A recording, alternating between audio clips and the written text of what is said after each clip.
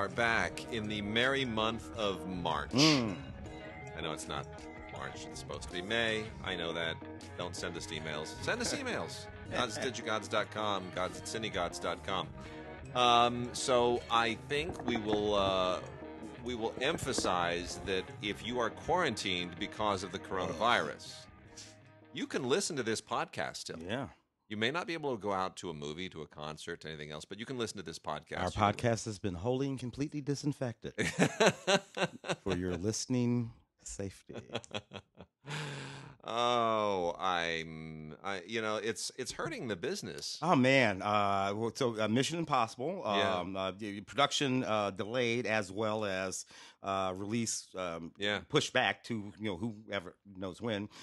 Theaters across Asia, certainly China, closed. James Bond pushed to November. Yeah. And you and I were talking a little bit about why this is so costly.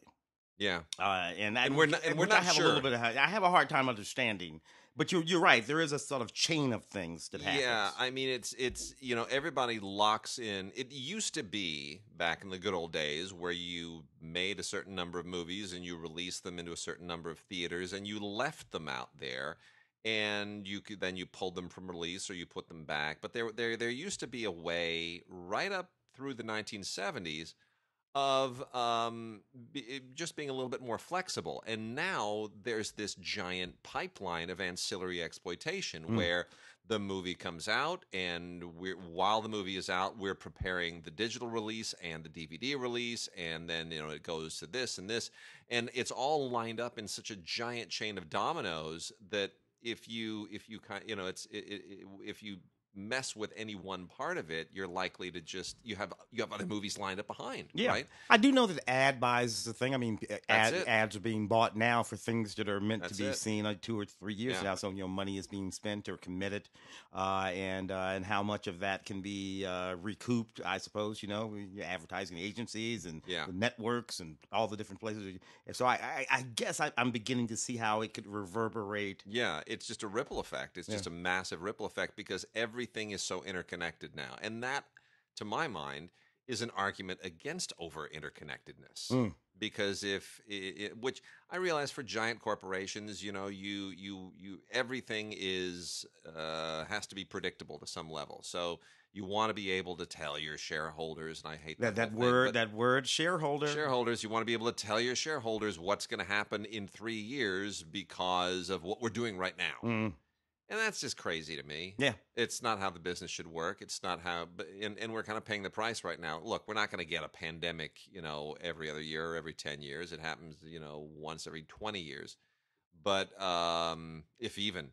But it's hurting, and we'll see. Well, the one spot where the hurting is most obvious and most evident is actual production. Yeah. Right? So places in the world, which is just about everywhere now. Yeah. Where this is an issue, productions are either shutting down or not going to in the first place. Yeah. I would not want to be a part of the Italian film industry right now. No. Which is just so unfair, by the way, because the only reason why they have more cases, relatively speaking, is because they did broader, deeper testing right from the beginning. So therefore, they simply identified more. It'll all level out eventually. But anyway, I would not want to be a part of the Italian film industry right now. I suppose the Japanese film industry is having a tough time right now. The South Korean film industry is having a tough time right now.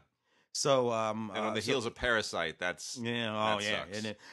And of course, what that plays out in the paychecks of ordinary people. Yeah, or, regular. And I'm not just talking about writers and actors; they'll be fine. People, catering people, and your various vendors, Teamsters and truck drivers, and all kind of stuff. So these things, they reverberate. So we shall see where we are soon. Well, anyway, like I said, you don't have to go out to enjoy this podcast. So there we are. Otherwise, not a lot happening in the world of film and television. But you know what? We're going to get right into it with some cult stuff. And we haven't talked about cult in quite a while. Wow, what a crazy bunch of cult stuff we've got. I'm starting off with something from 1987. Tim, had you ever heard of Edge of the Axe. No. And I Neither would have have remembered a movie with that title. I'm almost sure of it. Well, it must be some crazy cult thing because Arrow picked this up. Arrow Video, it finds a lot of really, I mean, they really loaded it up in a Criterion level way with all the extras. This is a Spanish slasher film from 1987. Directed by Jose Ramon Larraz, who did Vampire and Symptoms. Ooh, Vampire! I love that movie. Yeah. Okay, so he's done a lot of slashy, hacky, exploitation-y stuff. I mean, it's a slasher film. It's not any better or worse than anything else from the '80s. It's up there, Friday the 13th and all the Halloween films. It's sort of in that same place. It's funny because it's supposed to take place in California, but they shot it in Madrid. A little bit of stucco. So it, I mean, it doesn't look like Madrid, but it also doesn't look like California. So not that matters, but so it's basically about a guy, who runs around at night with an axe and kills people, and that's it. And they've got to try to figure out who he is and stop him and all the rest of it. The best part of this, actually, is the audio commentary that they have with The Hysteria Continues, which is a podcast I was not familiar with, but it's a podcast about basically underrated gore films, of slasher films, horror films, and it's really good.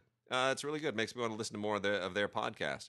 There are interviews with, actors. There's commentary with Brian Fox and an interview with Brian Fox, the main actor in the thing.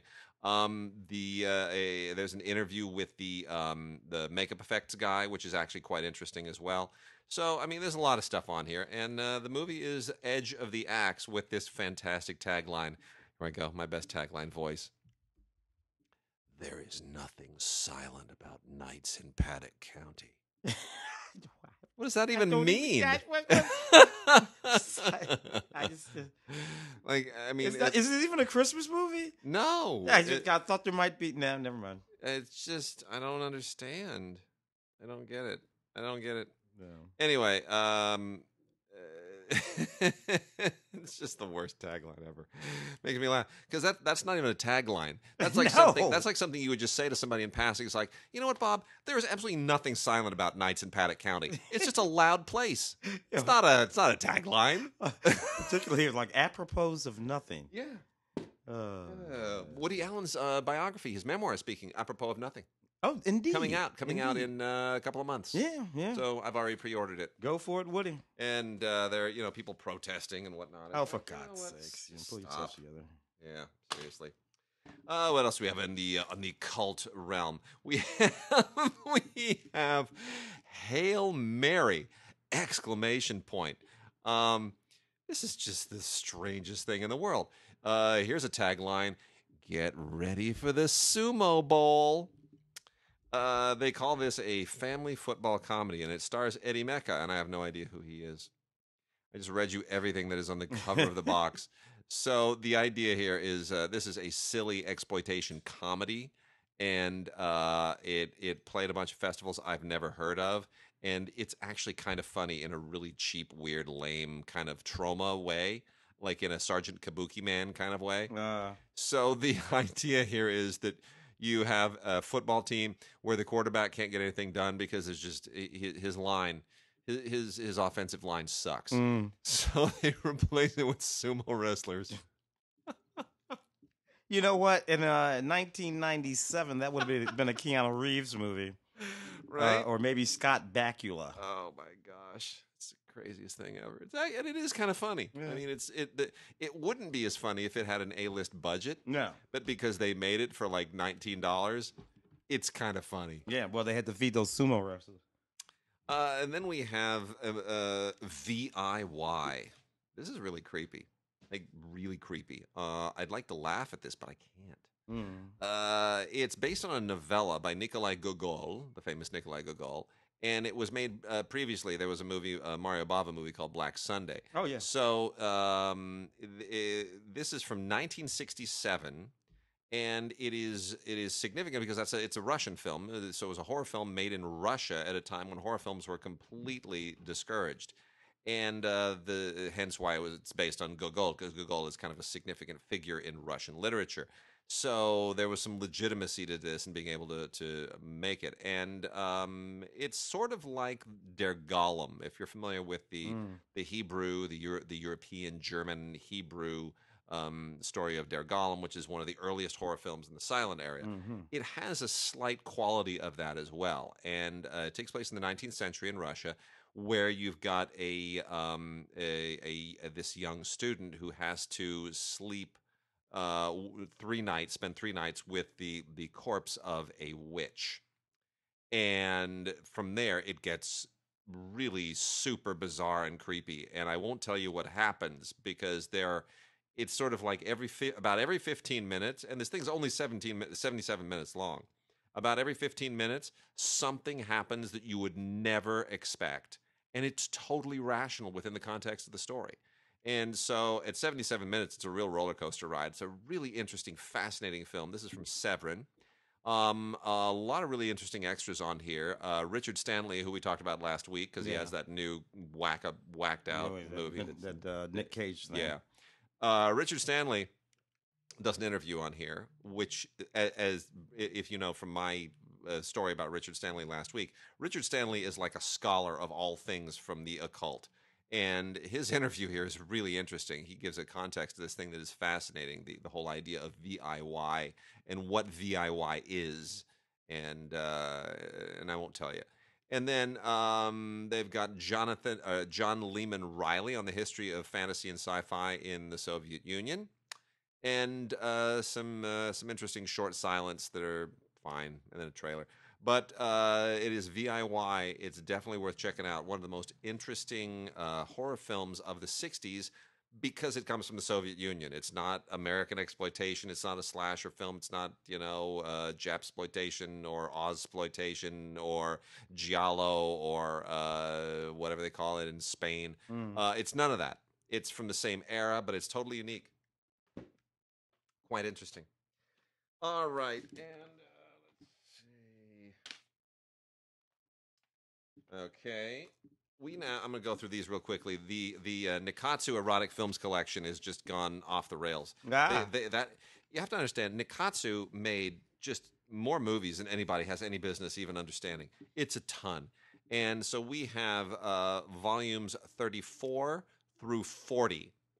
That's a total of 7 volumes, 34 through 40, 7 new volumes from the Nikatsu erotic films collection. Some are softer than others. Some are angrier and more exploitive than others. They're all kind of in the same place, which is that they are emulating things that go on in the United States, in the exploitation world of the United States around the same time. From the 60s through the 80s is sort of that golden exploitation period when Nikatsu was doing a lot of this stuff. And this is primarily 80s era stuff. So if it's right in that pocket, kind of a little bit maybe more what was going on in the U.S. in the 70s. We have Zoom Up graduation photo, wink, wink, nudge, nudge. So this is, pretty straight up softcore Japanese stuff. Then we have Nurse Girl's Dorm, Shamed Angel. That's just twisted beyond all belief. It's like hospital. It's hospital horror. That's the only way to do it. Nun's Diary Confession. Now that's you have to understand the whole concept of nuns and Catholic imagery in Japan has a really interesting cultural history. This is from 1978. And it's sort of in the same vein as the nun story, Japanese exploitation stuff, as is Women in Prison, which is just a straight up 1978 variation on what Jonathan Demme was doing for Roger Corman. It's pretty much exactly the same, not quite as rough and violent, but kind of in the same thing. And then you have some from 1988.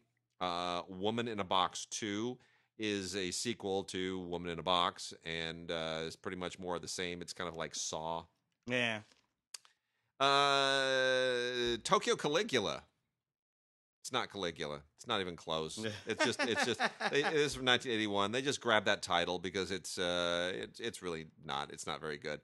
But it's meant to be a little bit shocking. It's kind of a exploited wife thing. And then lastly, the funniest of them all, which is truly hilarious, even if you don't necessarily like this kind of stuff. There's some humor in this. True story of a woman in Soapland. Tear. It's true story of a woman in Soapland, tear, exclamation point. I don't know why that title makes me laugh. But so you have to understand what Soapland is. And gosh, the Japanese, and they're just weird fetish industries.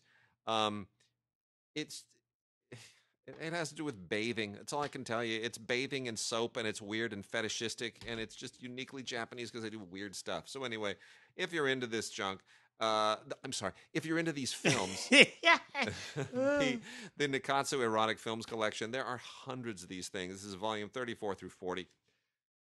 Just too funny. All right, finishing up here, we have got 3 from Mondo Macabro. And let me pull those out here. 3 from Mondo Macabro, which always comes up with some interesting stuff. The first one is, and remember, we've mentioned before, there's no copyright on Emanuelle. Emanuelle, no. Yeah. The Emanuelle films came out, and everyone quickly figured, hey, I could just spell it with 2 M's or 1 L or 2 L's and 1 M or with an E at the end or no E, and it's a different name, and I can totally trade on the whole Emanuelle phenomenon. Make yourself an Emanuelle film. Go nuts. So this one is Emanuelle in America. This is Emanuelle with 1 M, 2 L's, and an E at the end, just so you understand that. Bizarre, a publication I've never heard of, called this one of the most notorious exploitation movies ever made. And I am going to call that publication BS. This is not that notorious. No. But it's in the pockets from 1977. It's a Joe D'Amato film from Italy. The Emanuelle films were, of course, French originally, so the Italians looked at that and thought, "Hey, we got to get on that."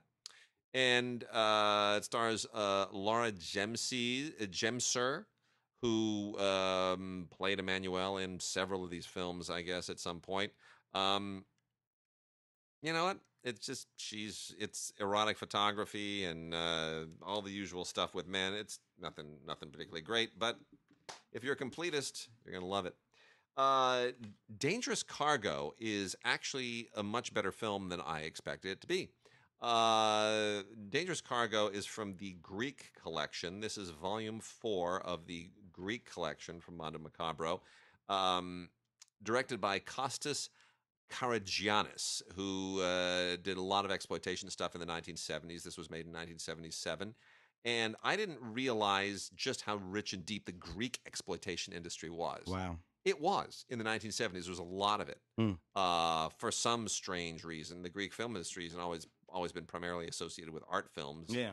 But in this case, no. They went and got some American actors. In this case, they went and got Deborah Shelton, who was a former Miss USA and obviously had no self-respect at this point in 1977, because all this is it was shot on a ship. It looks like it was shot on a ship, and they try to do the Wages of Fear thing, like the ship has nitroglycerin on it. Yeah. So how can we have sex parties on a ship with nitroglycerin? I don't know. Quietly. I don't know. It's just really dangerous. It's dangerous because if you rock it too much, the ship might explode. It's the dumbest idea in the world. The Beast and the Magic Sword. Oh my gosh. The Beast and the Magic Sword is a Spanish-Japanese co-production from 1983, directed by Jacinto Molina. I don't know how you wind up with a Japanese-Spanish co-production. I didn't know that was possible. But somehow they did this, and they went and shot it in Toshiro Mifune's studios. And it's so bizarre. this is the very last film that Paul Naschy would ever be in, Mm. apparently, from 1983. Paul Naschy, big exploitation figure. Yeah. And it's like this weird combination of Japanese swordplay fantasy and Spanish exploitation that is just totally bizarre. It's really, really strange. It's a primarily Japanese story until you get to the monster stuff, like the Japanese swordplay and all that is like, okay, it's like a Spanish director trying to do like a Japanese period film, and like, why do we suddenly have monsters? It Mm. doesn't, like, it's just weird. But anyway, it's got an interview with Paul Naschy in it, and an audio commentary by a couple of by Naschy Cast, which is another podcast. Two people, Rod Bennett and Tony Gwynn, who do a thing. Anyway, it is what it is. It's not my thing, but maybe it's somebody's. Yeah. The last few here, we've got 4 from Severin. I'm gonna save the best stuff for last. 4 from Severin. The Peanut Butter Solution. Not to be confused with what was the recent thing? The Peanut Butter Falcon. Oh, the Peanut Butter Falcon. Yeah, Yeah, this is not that. Shia LaBeouf's thing. Not yeah, that. this is not that. This is the Peanut Butter Solution from 1985, which is actually quite bizarre. This thing was a real cult thing in the 1980s for sure. I definitely remember that, and it's not as scary now as a lot of people thought that it was at the time. It is a oh gosh, how do I even describe this? It's not it's like a it's like a kid fear movie. It's one of those movies it's got creepy kids, pattern baldness. I don't know. It's just you kind of got to see it to believe it. It's just really from Mars. It's more interesting because it's got a lot of extras on it that sort of get into all of this stuff. There's an interview with the producer, and there's a commentary with the producer and some of the actors. And there's a featurette on here called Tales for All, which gets into this kind of weird genre that existed at the time, and that sort of exploited children and fears of children, and that sort of underlines what's going on here. But it's like, I guess, how can I explain this? It's a weird genre that is sort of like if you were to take The Goonies and, no, let's say Stranger Things. And instead of Stranger Things actually being about the exploits of kids, but the exploitation of kids, that's sort of what's going on. It's a little bit disturbing. Wow. The other Severin titles here, real quickly. Cries of Pleasure is a Jess Franco film, which means that it's junk. Yes, it's Jess Franco. From 1982. Jess Franco made a movie about every other week. And, yeah, I mean, this is kind of standard Jess Franco erotic thriller with, the usual doses of depravity and violence and gore and whatnot. It's, it's pretty standard Jess Franco fare. We have another Girl from Uncle a slightly better Jess Franco film is Night of Open Sex, because it tells you exactly what it is. It's all about it's an orgy film in which everything goes wrong and everyone pays the price. And Jess Franco's even in this, which is unusual. He actually shows up in this. This has some good extras on it, especially the interview with Steve called Night of the Open Jess, where the author of Murderous Passions and Flowers of Perversion, the delirious cinemas of Jesus Franco, Stephen Thrower, talks all about why this is relevant. And I would almost say he convinced me, almost. The best of the Severin films is Weak as the Astrologer, which is the debut film from James Glickenhaus, who would do things like Basket Case, 2 and 3, Frankenhooker, Maniac Cop. Did a lot of exploitation stuff. But his first film in 1977 was The Astrologer, which is actually it's an excuse to sort of use astrology as an entry point for all kinds of gore killings and whatnot. But the idea of astrology is kind of the something occultish as an entree for a genre film I'd never seen before. So it's apparently based on a novel, and they did a really, really good transfer of this from the original material, and it's not bad for what it is, it's absolutely not bad. There's also an interview with the Glickenhaus on here too. Yeah, made a movie called McBain. Yeah. Totally crazy film. Christopher Walken. Yeah, you got a few more? Yeah, just two more real quickly. Here are the best ones. So Blue Underground, a Lucio Fulci film, House by the Cemetery. This is a really beautiful 3-disc limited edition with a lenticular cover, which is always like, ooh, we don't get these anymore. I wish Mark were here. So Blue Underground did a really great job with this. Tons of extras. Great Blu-ray extras on here, especially. The film is on the first disc, which includes an audio commentary with Troy Howarth, who wrote the Lucio Fulci book. And then all the extras are on the second disc, which is also Blu-ray. Interviews with everybody involved. They went to town. They found everyone, including the cinematographer and the actors and everybody, the effects artist. It's really impressive. And then there's also a third disc, which is the CD of the original soundtrack by Walter Rizzati. So it's great. There's a booklet. I mean, it's really, really, really nice set.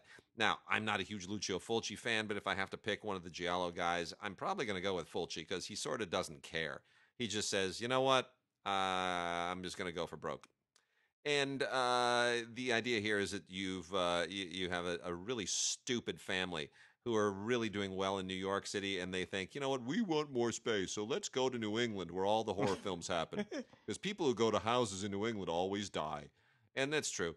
So they move, of course, into a house that was, previously an experiment dungeon and has all kinds of horror going on and still there. And anyway, it is what it is. It's a gore film and a haunted house film, and it's actually, for what it is, it's very, very effective.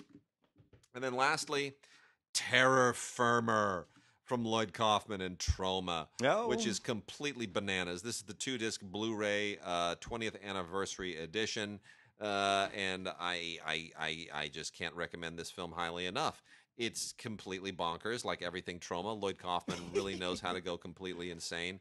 This is perhaps the most surreal, off-the-wall film that Troma has ever made, and that is saying a lot. This is the director's cut. Ron Jeremy's in this, for crying out loud. Yep. Come on. How do you not give it up for that? So the it's just completely bananas. Don't even worry about what it's about. It is truly kind of the culmination of all things Troma. It's on Blu-ray. Terror Firmer, the 20th anniversary. Good on you, Lloyd. We love you. You're one of a kind. He's still alive. And he is still alive. I get emails from him every week. Yeah, that's hysterical. Love it. Shall we move on to some LGBTQ business here a bit? Do it. Let's see what we got here. Got some stuff from TLA, a little a Breaking Glass, and if I'm not mistaken, there's a first run feature in here someplace too, including this really wonderful Swedish animated film called Top 3. It's wonderful little flat digital animation that I thoroughly enjoyed. It's only a 45-minute movie. It's about this guy named Anton, and he's a list maker. He's always making his list of top 3. And he sort of guides and shapes his whole life by these top 3 lists. He's in love with this guy. The guy he's in love with, of course, is not a list maker at all, and completely different from him. The whole movie's just about how you manage to work your way through a relationship where you're very, very, very different. This is funny. This is a funny one that he has. He makes a list where he says, let's see. By his top 3 list, and he says, top 3 idiots he hates the most. Number one, the prime minister. Number 2, me, meaning himself, which I think is kind of nice. If idiots you hate the most, put yourself on the list. And number 3 is his boyfriend David. Anyway, it's a really, really funny and sweet film that sort of explores relationships in that way. There's also another little short film on it called Halloween Trick. It's also a perfectly lovely a little movie. That one's a live action film about these guys who go to this Halloween party. But the animated film, the 45-minute animated film, is really the lovely thing. It's from Sophie at Vardenson.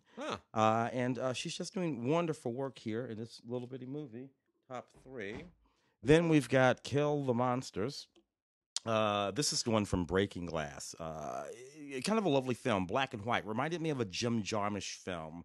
With a sort of gay theme insinuated into it. These 3 guys, they're buddies. One of them gets sick, sort of oddly ill, and they can't figure out what's going on with him, so they decide to take a road trip across the country to go to this sort of holistic medical center in order to get him checked out and see what's going on. And as they take this trip, they're sort of wandering through the history of America and juxtaposing themselves as three gay men to the history of the places where they go, and the things that happen there, and the way things were there at any given moment in time, including through down south, where they sort of explore the Civil War period. It's a really sort of interesting movie.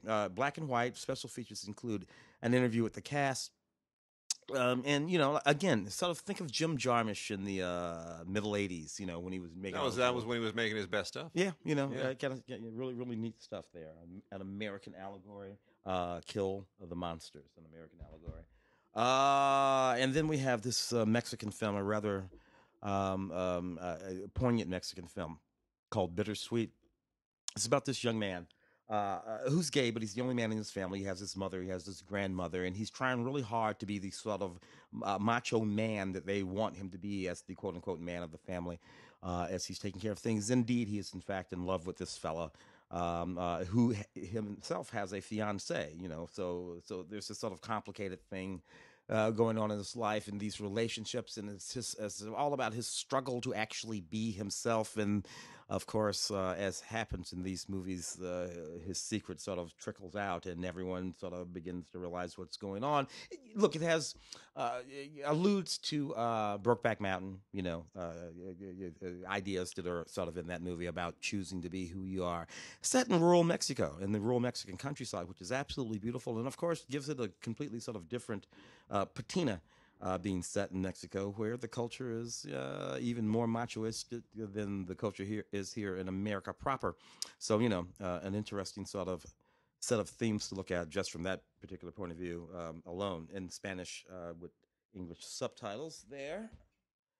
And we have a lovely documentary called In Full Bloom that's kind of a complicated documentary realistic thing that's going on here. All right, so this is about a whole bunch of transgender people and one gay a man and several transgender people, and this is a doc. Now the doc is about them as they're making a play.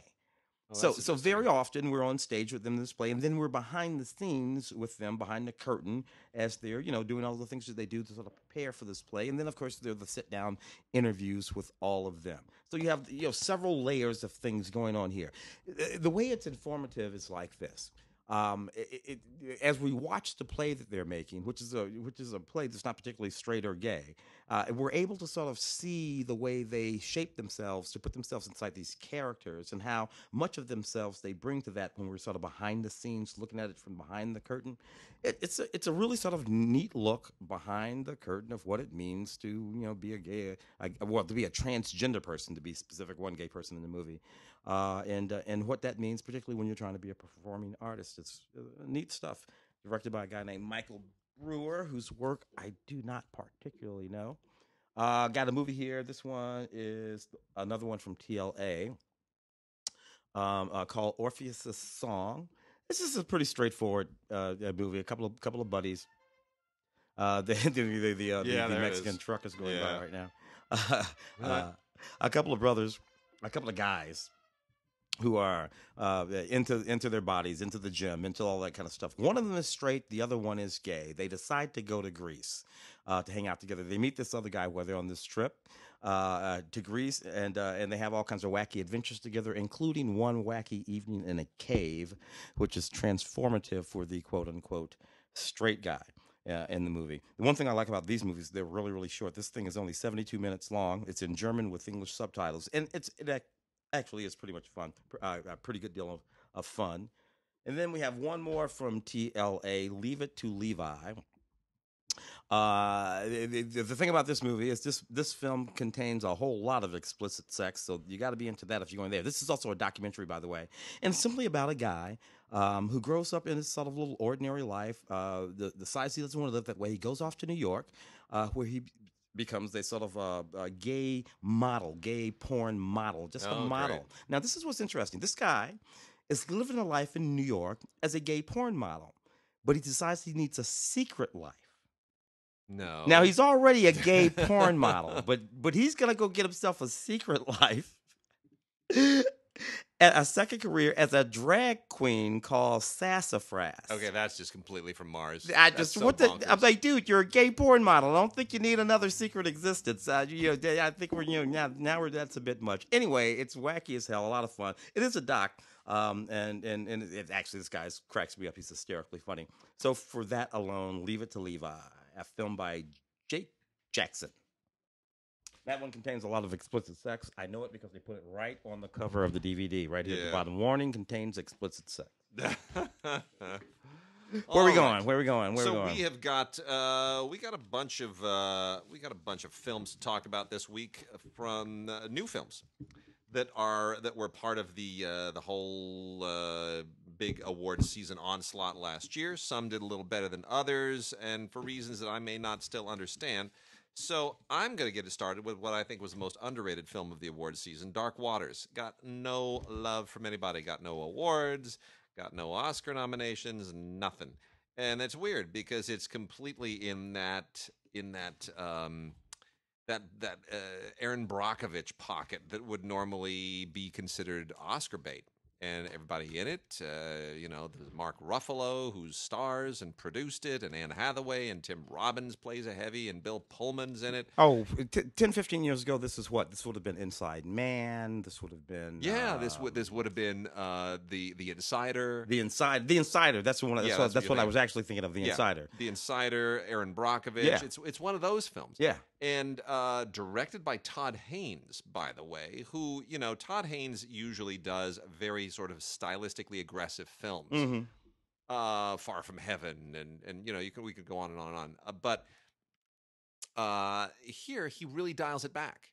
He realizes he's making a particular kind of film. It's like a man against the corporation film, man against the environmental abuse film, the motivated attorney film, which we could say the same thing with Just Mercy, which is about an attorney fighting the system to free a man from death row. This is a similar kind of motivated attorney thing. We get these a lot. Yeah. And in this one, Mark Ruffalo goes toe-to-toe, and this is a true story. Yeah. Goes toe-to-toe with DuPont. This is the story of Teflon. Yeah. People don't realize that the production of Teflon was created an enormous amount of environmental damage, and it wiped out, it killed people. Oh, yeah. It was. Let me tell you about Teflon. Now, that movie. Yeah. And there's a wonderful documentary, and I think that was based on. What is that based on? It is based on something. Is it the book? I think it's based on a book. Yeah, I believe it is. So Teflon is in your blood right now. Yeah. There's not a human being on Earth. Nope. For whom Teflon is not in your blood, to some extent or another. That's how deeply this artificial has permeated it. It's astounding to me. It's and you're still right. in things. It's right now. And people don't know. People don't know. It's just crazy. Yeah.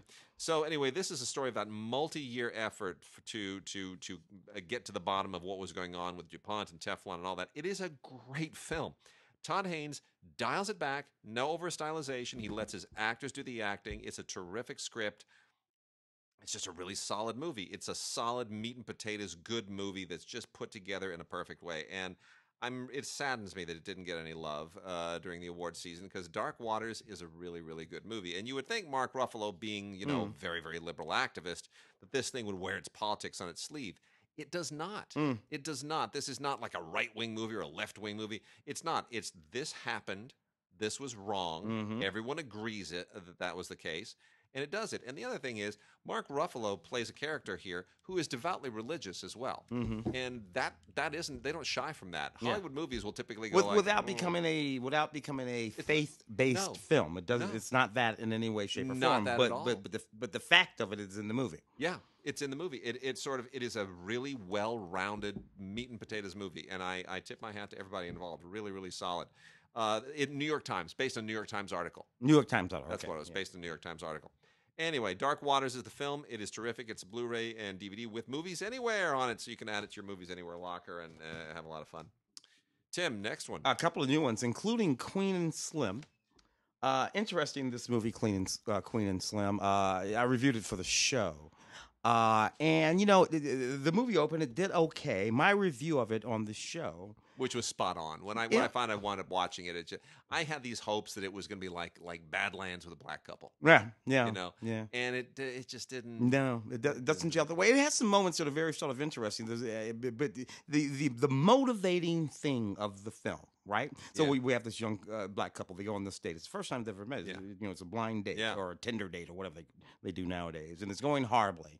On the way home, they get pulled over by this cop. Now, there's a whole series of things that happen, very specific things, why they get pulled over, their interactions with the police officer who pulls them over, and as you can see in the trailers that run for the film, the cop ends up being shot and killed, and these two go on the heel and toe, take it on the heel and toe. Now, for me, as I watch everything that happens here, and the cop gets shot, when she says to him, "We have to run," the one thing I know is I'm not going anywhere, sister. I don't know if you've been paying attention or not to what just went down here, but there's no reason for us to go anywhere. We're good. I'm good. I know I'm good. And not to mention, and then all of these things sort of happen to go on the run. And in the road trip, there's an interesting, funny sort of road trip thing that happens here. The people they meet as they travel down there. Bokeem Woodbine is a pimp down there in Louisiana, and Chloe Sevigny and all these sort of folks. But the film itself did not. A very interesting thing happened with black African-American black film critics vis-a-vis this movie. We got kind of beat up by for not loving it enough, for not loving this movie enough, right? So like the black Twitterverse kind of came after us. How could you, as a black film critic, say something not, and again, it's not like I beat up on this movie, it's a fun movie. Yeah. But it wasn't the film that we had anticipated, I think I don't think you do films any favors by lavishing them with praise they haven't earned. No. Particularly a film critic, your audience will see that movie eventually and know you're full of crap. Yeah. Anyway, all kinds of great stuff on this in terms of special features, 4K, bonus features all over the place. A perfectly good movie to watch. It just didn't turn out to be Bonnie and Clyde or Thelma and Louise. As possibly predicted. Now, this movie here, Uncut Gems, which I know that I liked more than you. Yeah. But in terms of an appreciation of what these Safdie brothers do, the Safdie brothers have managed to pull off something that other filmmakers can't quite do. They make films, frankly, with irritating characters. In irritating circumstances and in irritating dynamics, yet the films themselves kind of work. Adam Sandler doing some of his best work as an actor in this film, not recognized this past award season by the Academy, certainly, but not by many groups at all. This film not recognized, and that's a shame so far as I am concerned. It's a film about this guy. He's a jewelry broker in New York, and he's just this lying, conniving, cheating, manipulative, with the messiest private life you've ever seen. The girlfriend and the wife and the kids, and he's got this thing, this opal. I think it's an opal. Is it an opal? Yeah, I think so. And this whole kind of thing. And Kevin Garnett's going to buy the opal, and there's an auction. The 2012 NBA Finals. And one of the things this film pulls off is, how that game ends. Yeah, I did, at least. Yeah. Well, basketball people. Yeah. Anybody can look it up. You know how the game ends. Yet, I mean, I knew, and yet the denouement of this film hinges on how that game ends. Yeah. And they actually pull that off. Yeah, even me there, sitting there, knowing fully how that game ends, they still had me on the edge of my seat there.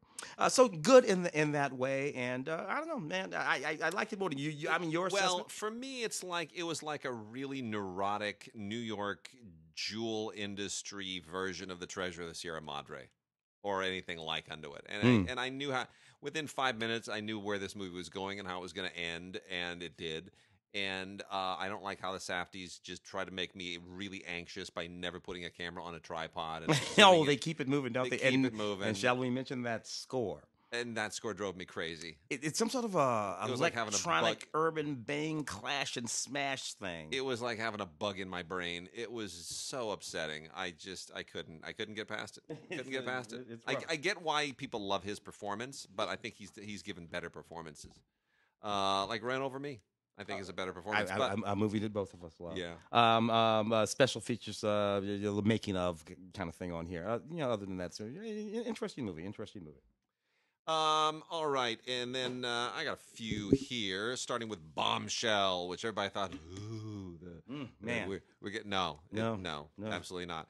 We talked about Russell Crowe playing Roger Ailes. Roger Ailes on television, much better than what John Lithgow does here, with a whole lot of jowl makeup on. Not very good at all. All kinds of problems with that movie, narratively as well. Yeah. The good thing about it is Charlize. So here's the thing. Charlize Theron deservedly got an Oscar nomination. Well, no, she didn't get an Oscar nomination. The makeup got an Oscar nomination. Margot Robbie got an Oscar nomination specifically. Charlize did not, but the makeup won an Oscar, and deservedly. It's amazing, but her performance is particularly amazing. She acts through that makeup, and she nails Megyn Kelly. You would swear she is Megyn Kelly. Through most of this movie, you think, wow, Megyn Kelly's playing herself. Oh, no, it's Charlize. It's amazing. It really is amazing. She gets everything right. The face, the body language, the voice especially is just creepy how well she does. It's a great performance. The downside of that is that she is so good that you realize everyone else in this movie is terrible. Yeah. John Lithgow walking around in that fat suit, being 100% John Lithgow in a fat suit. And Margot Robbie plays a character who doesn't even exist. And there we go to this narrative thing that I really have a hard time with. There is a moment in this movie where they have Roger Ailes do this particularly humiliating and denigrating thing to this character. Now, the inference here is that Roger Ailes did that to somebody. Yeah. But the thing of it is, the one person we know he didn't do it to is that character because she doesn't exist. Exactly. So now we've assigned to Roger Ailes, a guy who is a pig and repugnant to me, by the way. Let me just say that off the top. But we've assigned to him a made-up moment. Yeah. When this is unnecessary. He did plenty of piggy things that people will testify to. Yep. So do not assign to him a made-up moment. You diminish it all when you do that. This is what I think. And Nicole Kidman is not at her best here either. The whole thing, and then suddenly some guy walks in with like a pasted on Groucho mustache, and you're like, who's that? Hi, I'm Geraldo. You're like, I'm so checked out. Like you're not even trying. Yeah, you're not even trying. And that's the other thing. This film tries to have it both ways. This film wants to be funny. It is funny, very often funny. It opens funny. It's tonally a little awkward. You're right. Yeah, but you can't. You know what? We can't do Me Too and Time's Up and all of that and funny. That Roger Ailes piece on television was not funny. No. Well, here's the thing. It has a 7-part documentary on here about the making of the film that's really good. And at the end of it, you go, why isn't the movie better? Yeah, it's weird. Unfortunate. 3 others here I'm going to make quick mention of. Inherit the Viper. Oh, this is so sad. It's not terrible, but you go, why are Bruce Dern and Josh Hartnett in this movie? Josh Hartnett used to be like a star, what's he doing now? He's making foreign films. And he's showing up in Japanese movies as English instructors. He's doing all kinds of very strange things. Anyway, this is like a rural drama that's meant to sort of address the opioid crisis, and it doesn't really go there. It's just a family drama, and it goes into a very dark place, and it's 30 years ago this would have been a movie about bootleggers. Today it's about people who deal drugs. It's not very good. It's very familiar. It's competently made. It's a pretty decent cast, but otherwise unremarkable. The Gallows Act II. If you caught the Gallows, the first one, you'll probably totally love this. Otherwise, I would say go and look at the first Gallows, which is a pretty decent supernatural horror film. Deals with the hangman, who is this deadly spirit who kills people. Right? I mean, it couldn't be more accurate. I mean, it's what it is. But and what's a little bit silly about this is that it tries to sort of be J-horror at the same time. Like the roots of the whole gallows concept are very much drawn from The Ring and The Grudge and all that sort of stuff. And it's that part doesn't really work, but some of the scares are legit, and the cast is good, and it continues the story. The tagline: "Evil chooses you." Wait a minute, is it evil chooses you, or is it evil chooses you? I don't know which way to read that. I think all those work, baby. Yeah. Well, anyway. And then the last one I got here is Imprisoned, with Lawrence Fishburne as a warden who's really, really got it in for a guy who's trying to sort of rebuild his life after being released from prison. And this is interesting. This is a Cinema Libre release. It's a little unusual for Cinema Libre. They don't usually release films like this. But Lawrence Fishburne elevates this because he takes this warden character who would otherwise be very, very one-dimensional and really kind of gives him some additional cachet. And that I appreciate. That makes up for some of the weaknesses in the script. Otherwise, very, very good cast. Isa Morales is in this. Edward James Olmos shows up. It was shot in Puerto Rico before Hurricane Maria, and that doesn't really necessarily translate into anything. It's just a little bit of trivia. It's an interesting thing, but not a bad little indie. Probably should have had some kind of a decent theatrical release. Did not have one. John Hurt is in this too, I should say. So anyway, Imprisoned is the film, and the star of the film, the actual star, is Juan Pablo Raba. But nobody's going to go see a movie with Juan Pablo Raba, so they loaded up with Fishburne and Isa Morales and John Hurt and Olmos, and it winds up being pretty decent. Got a few here. Yeah. That we can knock off, including this post-Civil War cowboy movie called The Warrant, with Annabeth Gish, who used to be on The X-Files, and Stephen R. McQueen, no relation, and the wonderful Neil Madonna, who I absolutely love. This is a film about this guy who hooks up with his son, and they decide that they have to go after one of their compatriots from when they were back in the war. What they find out is that guy is the leader of a gang now that's pretty vicious, and there are these town folks who've already band together to protect themselves both against that guy and a whole bunch of other people who mean to do them some harm. It's a pretty decent shoot 'em up. Set during the period of the Civil War. I love that it's sort of shot all across down south. It really, really sort of looks great and kind of like the period. Special features include some behind-the-scenes cast interviews with Neil McDonough and Stephen R. McQueen and Annabeth and Gregory Cruz. Casper Van Dien. Oh, Casper. Also in the film. I love Casper. Starship Troopers way back in the day. I See You. Great cast in this movie. Helen Hunt, John Tenney, and a kid named Judah Lewis. Helen Hunt, the wonderful Oscar winner. In this movie. So we have a film about this guy who, with his wife, moved to this small town where he's a police investigator. A young boy has gone missing. He's investigating this what seems like a crime, at least the fact that this boy has gone missing. Meanwhile, he and his wife are living in this house where there seems to be this odd presence that eventually seems to insinuate itself into their son's body. And it probably... I hate it when that happens. It's always a burn. We just got over that. It's always a burn. Always a burn. It kind of sounds like the coronavirus, actually. But that happens. You look, man, it's an odd sort of thing what happens to people. 10, 15, I don't know, even 20 years ago, Helen Hunt was a major television star and a major movie star and an Oscar winner. Yep. And now she's making $1.95 thrillers. Not bad thrillers. This one's actually pretty good. But still a $1.95 thriller. Hollywood is a hell of a thing. That it is. Hollywood is a hell of a thing. Yes, it is. Emily Beecham and Ben Whishaw in this movie called Little Joe. Again, these little movies are the oddest things in the world. This is more or less Little Shop of Horrors. Okay. That's all. Emily, she's just this single mother. She's a plant breeder. She's growing this crazy new species that she developed. What does it become? Man-eating plant. Becomes a man-eating plant. So, neat if you're into that kind of thing. Special features include interviews with Emily Beecham and the director, Jessica Halsener. It's kind of a psychological melodrama. The question is whether or not any of these things are actually happening, but you have to watch the movie to figure it out. So we'll do some TV in a moment. I was gonna discover this stuff last week. I'm gonna blow through the kid vid right now, just because I feel like it, and we're spontaneous that way. So, first off, this girl freaks me out. From Nickelodeon, JoJo Siwa, DREAM, The Concert Experience. I was Lizzie McGuire. That's fine. I was into Lizzie McGuire. I enjoyed that. As I get older, I understand these things far less. Certainly Britney Spears. Way into Britney back in the day. Oh yeah. Oh yeah.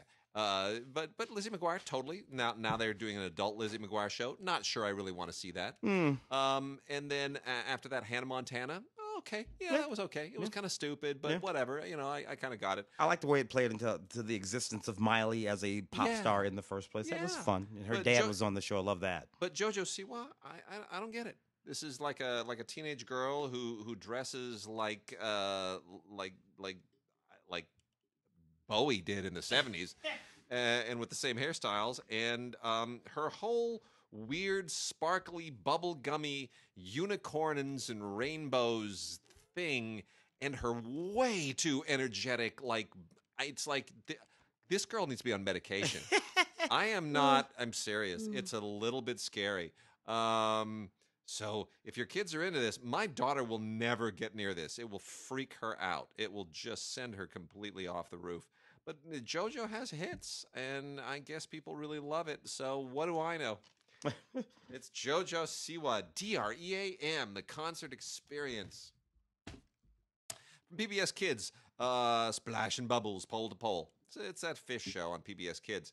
It's got 4 episodes in it. They're very educational. It's very sweet. It's kind of like the same people who do Dinosaur Train.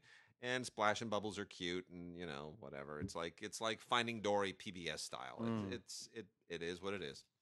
Norm of the North just continues to get traction. I do not understand why. It's Dove approved. Of course it is. Norm of the North. It's polar bear animation. This is like the 50th of these things. Norm of the North Family Vacation. I don't get it. I don't know what the appeal is, but I guess it's slapstick, and I guess some kids really, really love it. And it's all about an epic journey for no real particularly good reason other than to retrieve a crown, and I don't understand the purpose of the crown. But you know, these things have a formula. They're cutish. The Wiggles are back with Party Time. This is from Kino Lorber. The Wiggles are a little older than I remember from the last time. That's okay. Still, this is one of those ensembles that you get in KidVid and children's television every so often, and they're fine. They're really good with kids, and you know, skews a little younger. My daughter's 7 now, so we're not really into this stuff quite so much anymore. But you never know. Curious George, never a fan. Didn't like the books. Don't really like the animated, but whatever. I'm not the audience here. You get free stickers in this thing. This is Curious George Royal Monkey. And it's just more Curious George stuff, and you learn, and he causes mayhem, and he loves, and he hugs, and he's cute, and he's a monkey. He's a monkey, and there you go. It's whatever. Honestly, it's silly. It's nonsense. I don't get it. But the stickers are great, and when you have kids, it's always great to have a sheet of stickers around because you never know where your kids will put them. Yeah, they will usually 2 or 3 will wind up on the bottom of your foot. You won't know where they came from, but it's awesome. So that's the nice thing is that you get to have that experience. Stickers. Oh, they're so good. I'll do a couple more of these, and then we'll take a break and let you weigh in on some over here. I think on some docs. Let's see. Funny Little Cars, the limited edition, Adventures in the Little Oaza. Let me just say, they straight up ripped off Disney's logo for Cars in the most shameless way possible. I am shocked that this is even out. I'm just amazed. This is from some animation house I've never heard of, and it's a straight up ripoff. It really is a flagrant Disney ripoff, and I'm surprised they haven't been sued. I really am. Is it any good? Not particularly, but boy, I mean, it even has the Route 66 sign on the cover. They're clearly hoping that people see this and confuse it with Disney, think it's some new Disney thing, and that they buy it. Pretty shameless. Cease and desist letter is definitely in the works. Not so shameless is Cinderella and the Secret Prince. You can't copyright Cinderella, so they don't try to even confuse this one with Disney. This is from Shout Kids, and it's actually surprisingly good. My daughter loves the Disney Cinderella, but you can do different takes on it, and this is a much different take on Cinderella, and I'm grateful for it. I think it's really fun, and my daughter will certainly be exposed to this, and I think she'll thoroughly enjoy it. It's slightly different. In this story, the prince has been turned into a mouse by a witch, and so there's a whole different challenge that has to happen. But it's a slightly different Cinderella. She's got a lot of moxie, and she's got a slightly different personality, and it's good. So good on Shout Kids. And this thing's rated PG, by the way. They don't really talk down to kids. I kind of appreciated that too. Princess Emmy, as long as we're on a princess thing, Princess Emmy talks to horses. Princess Emmy needs to be put in a padded room. I'm kidding, of course. This is also from Shout Kids. This is, I guess, sort of like it's like if you took a second tier Disney princess story and you crossed it with Mr. Ed, maybe. It doesn't really have a lot in My Little Pony. It sort of wants to be a little bit of that, but it doesn't really go as irritatingly in that direction. It's just a little girl. She's got a lot of, she's a princess, and she loves her horses, and she can talk to her horses. And she's got this unfortunate cousin named Jazana, and there's a little bit of an interesting innocuous challenge here. But anyway, it's I'd say save this one for girls who like horses. It's not for boys. It's not even for all girls, but the horse thing is definitely a plus. And let's see. I'll just do these, then I'll send it back to you. Bakugan, we have another Cartoon Network volume of Bakugan, 13 episodes. This is Bakugan Battle Planet. The title of this installment is Origin of Species, not to be confused with the Charles Darwin book, which it never would be. Bakugan is sort of like American anime, and it's decent. It's got its monsters and its sci-fi and its galactic journeys and fights and whatnot. Feels a little bit like animated Power Rangers as well, but it skews for sub-teens, so sub-teen boys primarily. So add it to the collection if you want. Go Fish has some really, really good voice work on it. This is not a shameless Nemo or Finding Dory ripoff. This is from Grindstone, who, as we always point out, either makes really bad action movies with Bruce Willis and Antonio Banderas, or talking animal movies. And some of those talking animal movies are animated, and this is one of them.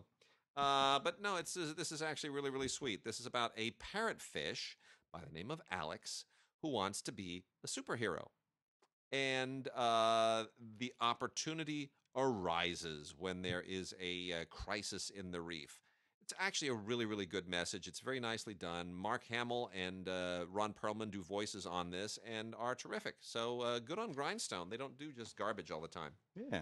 And then I'll last here, a couple of Berenstain Bear titles. One is Berenstain Bears Lend a Helping Hand, which is just, 6 stories of the Berenstain Bears being really wonderful and family-like and teaching you lessons about how to deal with conflict and other things. And then a much more elaborate 26-episode installment of the Berenstain Bears Treehouse Tales Volume 2, which just goes on forever. This is like if you just want to get something done at the house and you want the kids to just stare at the TV and watch Berenstain Bears for 5 hours so you don't have to do anything. That's what this is. This is like a digital babysitter. But I'll say 26 episodes, too much Berenstain Bears. 6, I can handle that. Indeed. All right. A few docs. Yeah. Most of which are informative or just lovely in their concept, including this one, To Be of Service. A really, really wonderful film with a great song associated with it by John Bon Jovi. This is a John Bronson film. To Be of Service is about service dogs. It's about veterans with PTSD coming home from our many wars with PTSD. They go through all kinds of different treatments, but it seems that without fail, when paired with a service animal, usually dogs, but not always, when paired with a service animal, veterans suffering from PTSD get better. And not only do they get better, it heals their entire family. It brings these animals bring entire families. It's an absolutely fascinating thing. That's so intriguing to me. And I get this too. It's funny because for the first time, we go to Disneyland every so often. Oh yeah. And because we are a child, and there's a sign right at the end when you do the check-in that kind of gives you all like a not allowed in the park, and you can bring this and that. And you never really pay attention to those things, like not allowed in the park. And I'm like, I know it says heroin is not allowed. I don't need to read that. But I read it the other day because we were in line, and I'm like, I'm sorry, service horse, mini horse is Really? allowed. Like, how do you even get that on the tram?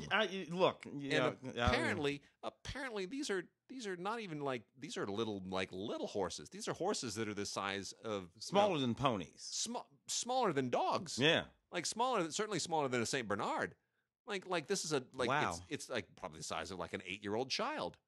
I didn't know strange. we had bred things down to that size. I you know what? What was that? What was that wacky movie that downsizing? Yeah. You know what? Yeah. Look, I know. My Little Pony is going to be a real thing. That's not seeming so crazy now. My Little Pocket Pony. That movie.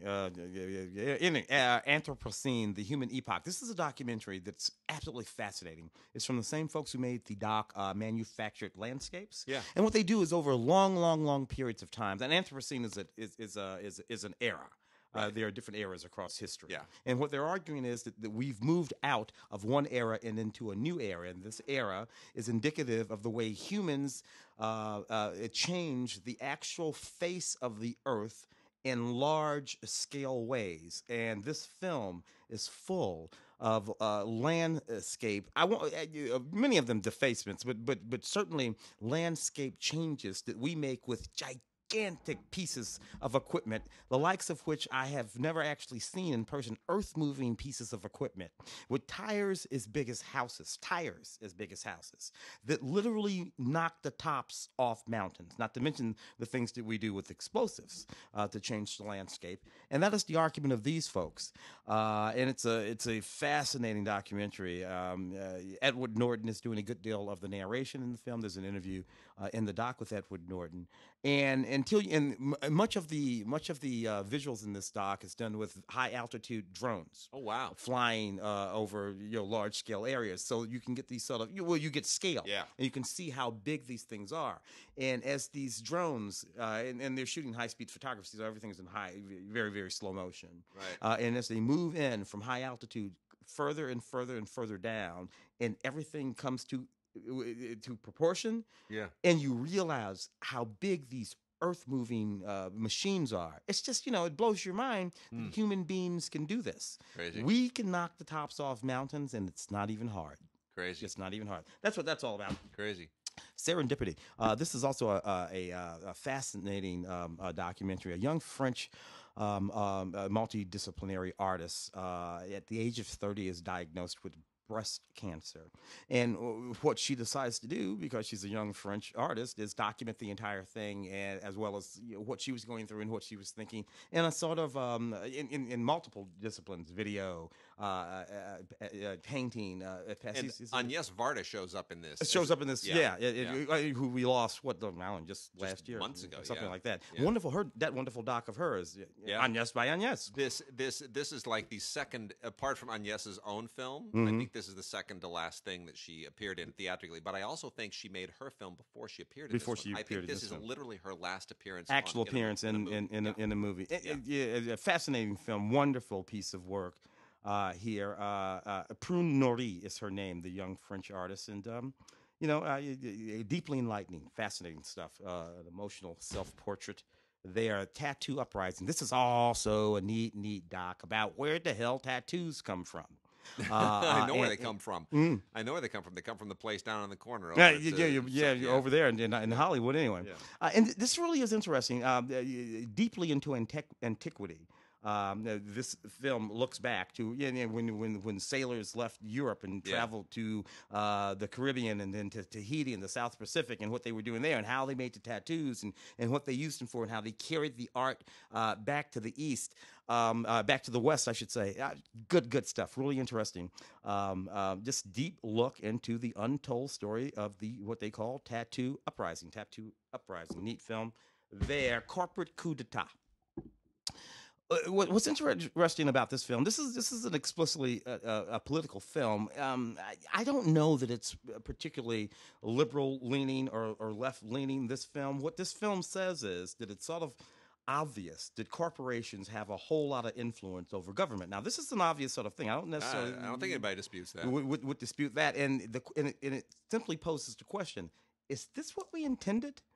Did we actually intend that for corporations to have this much influence? And there were a lot of reasons for it. What was that that court ruling? That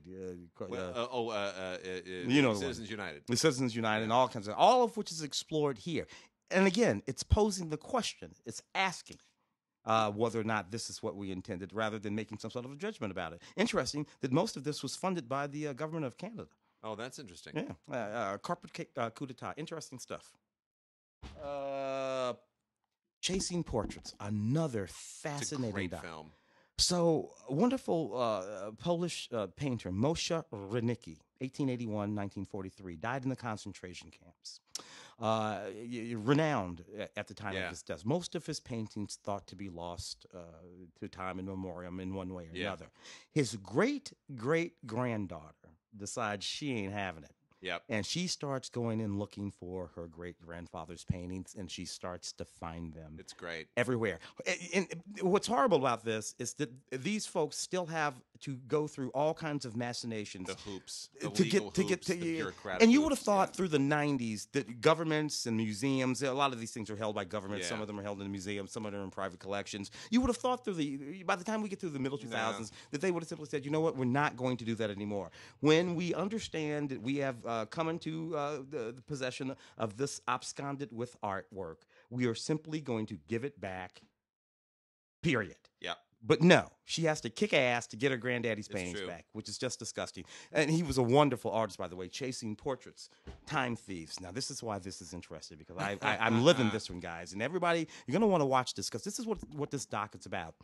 Think about all of the things, and you and I are old enough to actually know this. If you're a little bit younger, you might miss this. Think about all of the things that you do now that were not things that regular, ordinary people ever did at a point in history. There was a point before IKEA when regular folks never put together furniture. You bought furniture, it was already put together. Mm-hmm. And, but now, in an ordinary way, lots of people have become furniture manufacturers. You buy a piece of furniture almost anywhere, and there's some portion of your time that you have to spend putting that furniture together. And this documentary goes through all kinds of things like that. Things that you have to do now that used to be, we never used to pump gas. You and I are old enough to remember that, right? Yeah. Well, I was a kid, but I can remember when this thing called self-service. Yeah. And everybody became a gas station attendant. Yeah, it was ridiculous. And it goes through dozens of these things that we never used to do, that we all have to spend some time learning how to and doing now.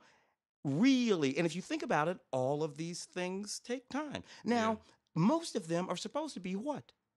Time savers. Mm-hmm. It is not time saving to check yourself out in the self-checkout line of anything. Did it yesterday at the Walmart. Took me 20 with the beep in the bag and pick the thing up. No, you didn't do the thing. Yeah. And then the lady has to come over there anyway, and she's like, "No, take this, put it back over here." And next thing, the thing rings up, and I owe them $3,000. I'm like, "What the hell is going on?" I got a pack of batteries and some gum. Not time-saving at all. This doc is about that, and it's a hell of a thing. Time thieves. Time is big business. Hell of a thing. All right, I'm going to wrap out with the rest of the Kid Vid, and then we will say farewell until next week. Garfield and Friends Season 2. It's too much Garfield. This is remastered. Don't know that it needed to be remastered. Mark hates Garfield because he likes pizza, and I don't know. Mark has issues with Garfield, but nonetheless, I have issues with animals talking. I know. I have issues with the Garfield films. I like the comic strip. Don't particularly care for the animated show, but it's all right. Anyway, this is Season 2, just more of the Garfield thing. It's nothing particularly unique. Got a couple here that are holiday-related, past their due date, but it's okay. They'll come around again next year. The Rankin Bass holiday short Cricket on the Hearth on Blu-ray, which is very, very sweet, based on the Charles Dickens story. This is done in 2D animation, cell animation at the time they did Frosty the Snowman. It's kind of more of the same. It's actually very, very sweet. It's very nicely done. Some good voice work and some good Rankin Bass animation work from the day. A Valentine's special from Pinkalicious and Peterific from PBS Kids. This is a Pinkatastic Valentine's Day. Pinkatastic. Valentine's, when you have a kid, is a really weird thing. But I will say this is Valentine's Day in Pinkville, and Pinkalicious wants to just really go to town on Valentine's Day. And you get 5 stories here that are all very, very sweet and gooey and whatnot. Playmobil the movie is an attempt to do with the Playmobil world what the Lego films did. And you've got Daniel Radcliffe doing the voice of a secret agent who's got to get together with all these other Playmobil characters to figure out why some of them are disappearing. And it's big, giant toy advertisement is what it is. The only thing that's interesting here is that Jim Gaffigan and Daniel Radcliffe do kind of a comedy shtick together with their voices, and it works. It's fine. A.R.I, My Robot Friend, A.R.I, The Adventures of A.R.I. So this is basically... It's kind of dumb. This is a live-action film about a boy and his robot friend, and it reminds me a little bit of what was the dumb thing from the 80s? What was that stupid robot? You had Johnny Sacco, giant robot. That John Badham produced thing about it was E.T. with a robot. Oh yes. Oh my God, yeah, I know what you're talking. I can't remember. Yeah. Anyway, this kind of aspires to that. This is a grindstone thing. This is not terribly interesting. I think it's really kind of silly. The robot's not very convincing, but some of the jokes are dumb, and kids tend to like dumb jokes. And then the last 2 here are both derivations of Disney animation, which I find really interesting. They use kind of the same titling and they both kind of borrow their character designs from what Disney has done. It's really interesting how deep that goes. The first is The Big Trip, which these are all Dell approved, by the way. Big Trip is sort of it's from one of the writers of Madagascar, and all the characters have the Madagascar look, especially the bear. It looks just like Disney bears. It's a bunch of animals on a mission, and a stolen baby panda, and it's cute and manic and frenetic. Short Circuit. In the Short Circuit, thank you, that was it. Yeah. Arctic Dogs is all about dogs in the Arctic and other animals in the Arctic, and it's got a lot of good voice talent. It's okay. This is on a Blu-ray with digital copy from Lionsgate, and it's all about an Arctic fox voiced by Jeremy Renner, and it's got some, it's kind of a fun adventure thing. John Cleese does the voice of a walrus, and Alec Baldwin, and James Franco, and Omar Sy, and a lot of people, Omar Sy, who was in our Oscar shortlisted short. They all do really good voice work, so yeah. I kind of enjoyed Arctic Dogs in a weird way. Angelica Houston, it's good stuff. So with that, we are done this week, and we will be back next week. Have a terrific time. Don't get the coronavirus. Stay locked up. Listen to this podcast. We will save your lives.